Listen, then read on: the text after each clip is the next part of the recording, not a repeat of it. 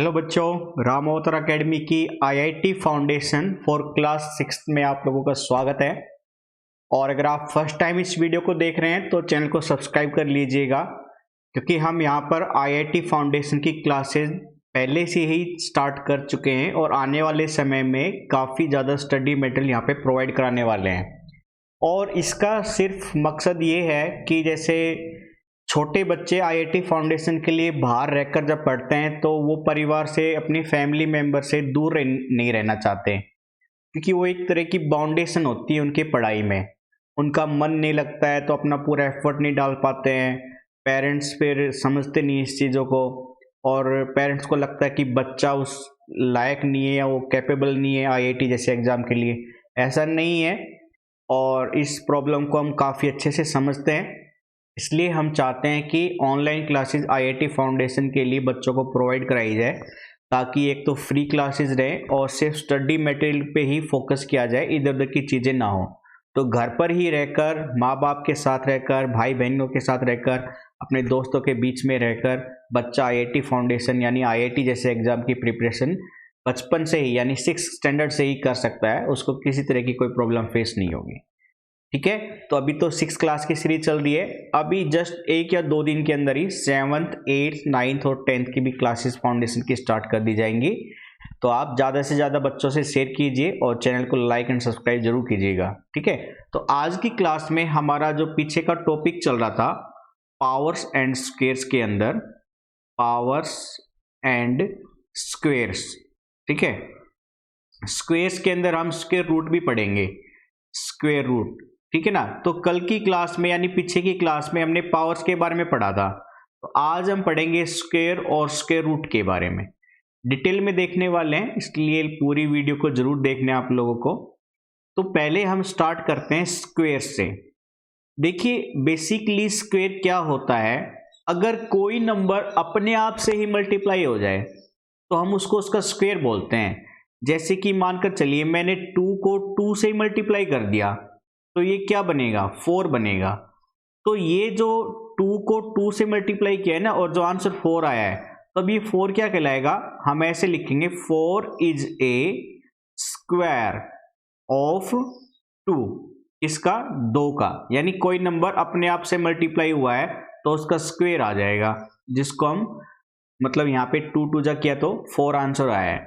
ऐसे और एग्जाम्पल देखिए, मान लीजिए मैं आपसे कहूं 3 को 3 से मल्टीप्लाई कर दो, तो उसका स्क्वायर क्या बन जाएगा, 9 आ जाएगा। यानी अब 9 क्या है, स्क्वायर है किसका, 3 का।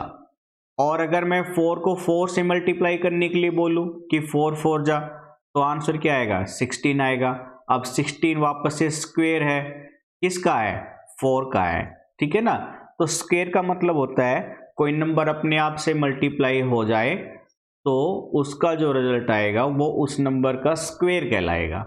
क्लियर ये चीज। अच्छा, मैं अब इसको सिंबल की फॉर्म में लिखना चाहता हूं इन चीजों को। तो मैंने कहा कोई भी नंबर जो है वो मैंने ए ले लिया। मैंने माना कोई भी जो नंबर हम बात कर रहे हैं, जैसे यहाँ पे एग्जाम्पल में 2, 3 और 4 लिया था, तो मैंने इसकी जगह पे कोई भी अपना एक नंबर मान लिया। मैंने माना लेट ब्लू कलर से ऐसे कम दिख रहा होगा तो मैं दूसरा पेन पिक कर रहा हूं, लेट नंबर इज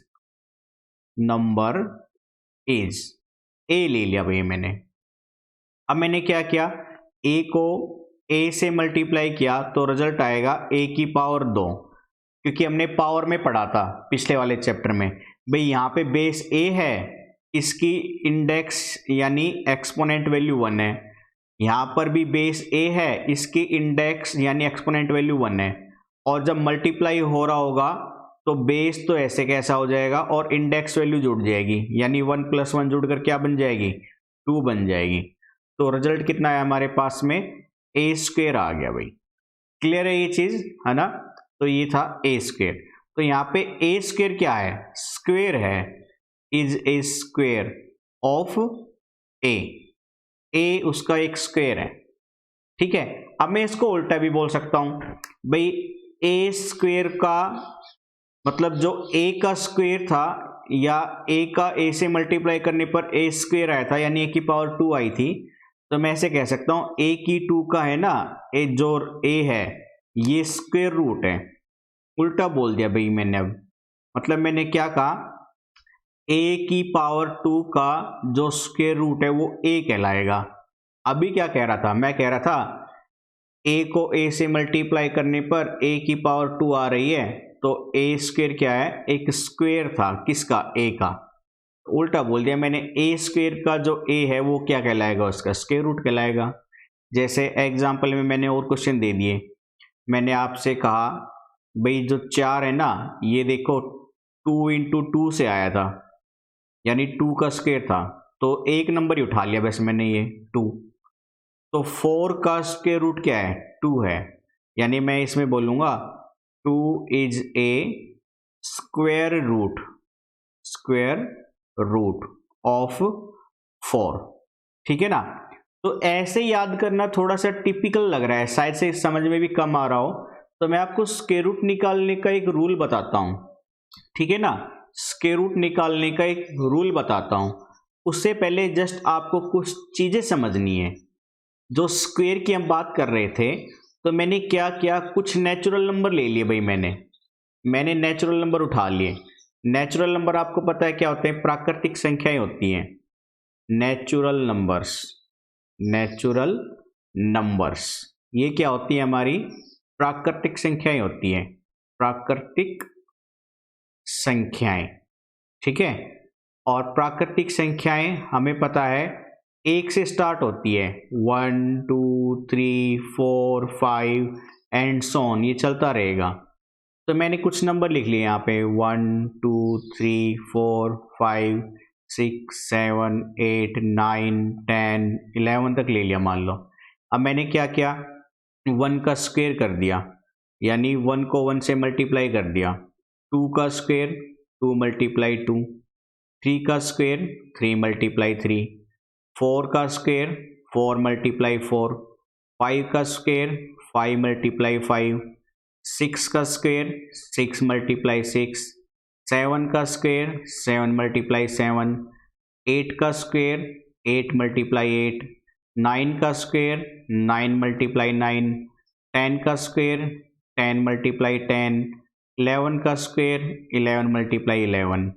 तो 1 की 1 से मल्टीप्लाई करी, रिजल्ट आया 1, 2 की 2 से 4, 3 की 3 से 9, 4 की 4 से 16, 5 की 5 से 25, 6 की 6 से 36, 7 की 7 से 49, 8 की 8 से 64, 9 9 की 81, 10 10 जा 100, 11 11 जा 121।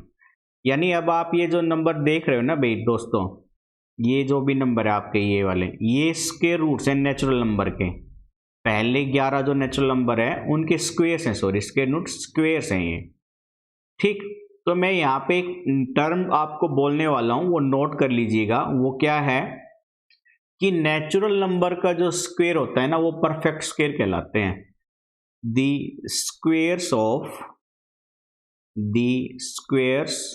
ऑफ natural numbers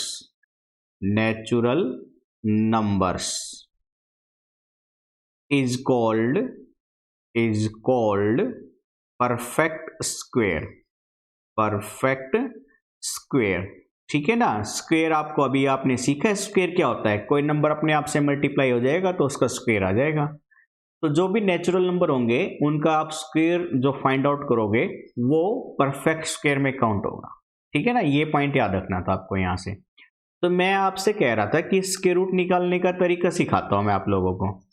तो देखो हम क्या करेंगे, प्राइम फैक्टराइजेशन मेथड से जाएंगे। प्राइम फैक्टराइजेशन मेथड हमने 9th क्लास में भी सीखा हुआ है ना, वो जो ट्री डायग्राम करके आप बनाते थे 9th क्लास में, वैसा ही कुछ है प्राइम फैक्टर। तो मैं एक बार मैं पेपर को रफ कर लेता हूँ, फिर मैं आपको प्राइम फैक्टर मेथड से देखो स्क्वायर रूट निकालना सिखाता हूँ मैं आप लोगों को। ठीक है ना, उसमें 2-2 का पेयर बना लेंगे हम स्क्वायर रूट के अंदर। बस अभी हम स्टार्ट कर देते हैं कुछ एग्जाम्पल को लेकर। और ये चीज़ें इतनी बेसिक हैं कि आपके आईआईटी के साथ साथ ओलंपियाड और एनटीएससी जैसे फाउंडेशन के लिए भी हेल्पफुल होती हैं क्लासेस। तो इसलिए लगातार जुड़े रहे आप हमारे साथ। तो देखो भाई, मैंने आपसे कहा कि मान लो 64 है, इसका स्क्वायर रूट फाइंड आउट करो। Find square root of 64। और याद रखना जो स्क्वायर रूट वाला सिंबल है ना, ये स्क्वायर रूट जो बात कर रहे हो आप, इस स्क्वायर रूट को इस सिंबल से भी रिप्रेजेंट कर सकते हो। यानी मैं पूरा ना लिख कर ना आपको वैसे ऐसे कह देता कि 64 का स्क्वायर रूट फाइंड आउट करो, बस आपको ऐसे कह देता। तो मैं क्या करता, पहले 64 के प्राइम फैक्टर बनाने स्टार्ट करता। तो पहले 2 जा से जाता, ये गया 32 जा पे, अब फिर 2 जा से गया 16 जा पे, फिर 2 जा से गया 8 जा पे, फिर 2 जा से गया 4 जा पे, फिर 2 जा से गया 2 जा पे, फिर 2 जा से गया 1 पे। यानी 64 के प्राइम फैक्टर आ गए आपके भाई 3 4 2 6 बार लिखा है मैंने 2 को, तो 1 2 3 4 5 एंड 6 टाइम्स हो गया ना।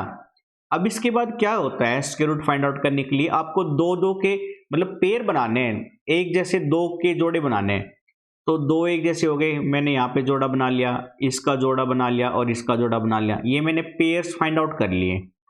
ठीक है, अब आपको क्या करना है, हर पेयर में से एक ही नंबर ले लो बस। जैसे ये पेयर था ना, इसमें से एक ही नंबर आ जाएगा यानी 2 आ जाएगा, इस पेयर में से भी एक ही नंबर आ जाएगा और इस पेयर में से भी एक ही नंबर आ जाएगा। और अब आप इन नंबर्स की मल्टीप्लाई कर दो, तो 2 2 जा 4 2 जा 8, यानी 64 का जो स्क्वायर रूट है वो क्या आएगा भाई, 8 आएगा। ये आंसर हो जाएगा आपका। ठीक है ना। ऐसे ही देखो मैं एक और एग्जाम्पल उठाता हूँ। मान लीजिए मैंने 64 की जगह पर मैंने ले लिया 81 ले लिया मान लीजिए, या एक काम करो पेन तो यही रहने देते हैं। ठीक है, मैंने मान लीजिए ले लिया 125 ले लिया, 225 ले लिया मैंने, मान लो 225, अरे 225, वो आपसे कह रहा है कि 225 का स्क्वायर रूट निकाल लो। ठीक है, तो 225 के फैक्टर बनाने स्टार्ट कर दो। पहले गया 3 जा से, 3 7 जा 21 और फिर 3 5 जा, फिर से 3 पे गया, 3 दूनी 6 3 पंजे 15, फिर 5 जा से गया 5 5 जा और फिर 5 5 जा 1 पे। यानी 225 के जो स्क्वायर मतलब प्राइम फैक्टर है वो क्या क्या है भाई, 3 गुना 3 5 गुना 5। अब आपको स्क्वायर रूट फाइंड आउट करने के लिए क्या करना था, पेयर बनाने, जोड़े बनाने।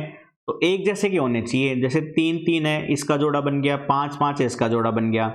अब इस जोड़े से एक ही नंबर उठकर आ जाएगा, बस इस जोड़े से एक ही नंबर उठकर आ जाएगा और इन नंबर की आपस में मल्टीप्लाई हो जाएगी। यानी 225 का स्क्वायर रूट क्या होगा फिर 15 होगा। तो ये है स्क्वायर रूट निकालने का तरीका प्राइम फैक्टराइजेशन मेथड से। आगे आगे और भी मेथड सीखोगे स्क्वायर रूट निकालने के, जो आपको काफ़ी काम आने वाले हैं। मतलब ये तो क्या है, अभी परफेक्ट स्क्वायर जो नंबर होते हैं उनके स्क्वायर रूट फाइंड आउट किए हमने। क्या होगा अगर परफेक्ट स्क्वायर नंबर ना हो आपके पास, उसका स्क्वायर रूट निकालने के लिए दे दें, तो हम अपने 7th क्लास के स्टैंडर्ड में सीखेंगे वो। अगर आप वो सीखना चाहते हैं जल्दी से, तो हम अभी अपनी IIT फाउंडेशन की 7th क्लास की स्टार्ट करने वाले हैं। तो आप 6th वाले बच्चे उनको भी ज्वाइन कर लीजिएगा, है ना, वो वीडियो भी देख लीजिएगा। आपका 2 क्लास का बैच एक साथ चलेगा तो आप जल्दी सीख जाओगे उस चीज़ को लेकर। ठीक है ना। तो ये था हमारा स्क्वायर रूट निकालने का प्राइम फैक्टराइजेशन मेथड से। अब यहाँ पर सीखने वाली चीज़ ये है, आपको और किस चीज़ का ध्यान रखना है वो मैं आपको बताता हूँ। देखिए, मानकर चलिए कोई भी 2 नंबर मल्टीप्लाई हो रहे हैं। मैंने माना कि कोई भी 2 नंबर है x और y, ये मल्टीप्लाई में है, और मतलब ऐसे तो एक जैसे हो गए ये, मैं सिंबल थोड़ा चेंज करता हूँ। मैंने कहा x ये है और y ये है, दोनों मल्टीप्लाई में है और इनका स्क्वायर रूट फाइंड आउट करने के लिए बोल दें, तो आप ऐसे कर सकते हो, x का स्क्वायर रूट अलग से निकाल दो, y का अलग से निकाल दो और रिजल्ट दे दो मल्टीप्लाई करके। जैसे एग्जाम्पल में मैंने आपको दे दिया 64 और 36, इसका स्क्वायर रूट निकालने के लिए बोल दिया, तो 64 का आप अलग से निकाल दो, 36 का अलग से निकाल दो और रिजल्ट के लिए मल्टीप्लाई कर दो। तो 64 का 8 आएगा, आप फाइंड आउट करके देखना अभी। 36 का 6 आएगा और इनकी मल्टीप्लाई कर दो, 8 6 जा 48, 48, यानी रिजल्ट क्या आएगा फिर 48 आंसर आएगा। तो ये है रूल नंबर 1। ठीक है, रूल नंबर 1 जो आपको याद रखना है। रूल नंबर 2 देखो क्या कहता है। रूल नंबर 2 डिवीजन के रूल में, यानी x और y डिवाइड हो रहे हो तब आप रिजल्ट ऐसे भी दे सकते हो, x का स्क्वायर रूट अपॉन में y का स्क्वायर रूट। जैसे एग्जांपल में इसी को उठा लेते हैं, 64 अपॉन में 36, है ना।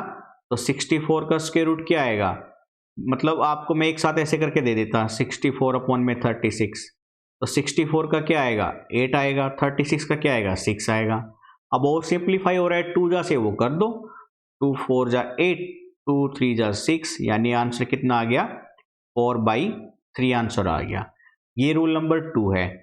और आपको क्या याद रखना है इसी के साथ में, आपको याद रखना है रिमेंबर, काफी इंपॉर्टेंट पॉइंट है।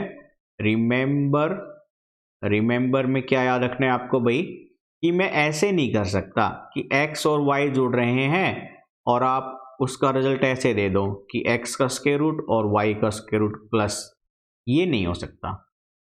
ऐसे ही जब दो नंबर माइनस हो रहे हैं उनका स्क्वायर रूट निकालने के लिए बोले तो आप ऐसे नहीं लिख सकते हो कि x और y का स्क्वायर रूट अलग अलग कर दिया फिर माइनस कर दिया। जैसे कि एग्जाम्पल में मान लो मैंने ऐसे लिख दिया 16 + 25, है ना। तो आप ऐसे नहीं कर सकते कि भाई 16 का अलग से कर दिया और 25 का अलग से कर दिया और प्लस कर दो। आप 16 का करोगे 4 प्लस 25 का करोगे 5, 5 + 4 आप 9 आंसर दोगे, जो कि पूरी तरह से गलत है। ऐसे नहीं हो सकता। ये क्या होगा, पहले जुड़ेंगे 6 और 5 को ऐड कराओगे 11, फिर 2 3 1 ऐड कराने पर 41, यानी 41 स्क्वायर रूट आएगा। और 41 एक परफेक्ट स्क्वायर नहीं है, इसलिए इसको निकालने के लिए प्राइम फैक्टराइजेशन मेथड का नहीं, 7th स्टैंडर्ड में चला जाएगा, अभी हम वहां पर सीखेंगे वहां पे कैसे कर सकते हैं। ठीक है, तो क्या याद रखना है, जब दो नंबर मल्टीप्लाई हो रहे हो या डिवाइड हो रहे हो तो आप उनका अलग अलग स्क्वायर रूट फाइंड आउट करके उनको रेस्पेक्टिवली मल्टीप्लाई और डिवाइड कर सकते हैं। लेकिन अगर आपके दो नंबर ऐड हो रहे हो और सब्ट्रैक्ट हो रहे हो तो आप उनको अलग अलग स्क्वायर रूट फाइंड आउट करके ऐड या सब्ट्रैक्ट नहीं कर सकते। पहले वो ऐड होंगे या सब्ट्रैक्ट होंगे जो भी क्वेश्चन में दिया गया है, उसके बाद जो रिजल्ट आएगा फिर उसका स्क्वायर रूट फाइंड आउट होगा। ठीक है ना, इस चीज का आपको बहुत ही अच्छे से याद रखना है, अदरवाइज हमारे कंपटीशन एग्जाम में प्रॉब्लम हो सकती है।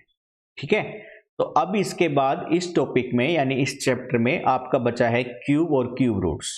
ठीक है, तो क्यूब और क्यूब रूट्स को हम अपने नेक्स्ट क्लास में देखेंगे और नेक्स्ट क्लास में क्यूब रूट्स के साथ में आपके जो प्रैक्टिस के क्वेश्चन है, जो olympiad, NTSC, IIT foundation, competition coaching centres में जो प्रैक्टिस कराए जाते हैं, वो सारा डाटा हम यहाँ पे करेंगे। यानी आपको कोटा जैसे बड़े बड़े कोचिंग संस्थानों में जो मोटी फीस लगती है वो बिना दिए ही आपको सारा स्टडी मटेरियल घर पे बैठे ही मिल जाएगा। बस आपको लगातार जुड़े रहना है और अपने दोस्तों से शेयर करना है।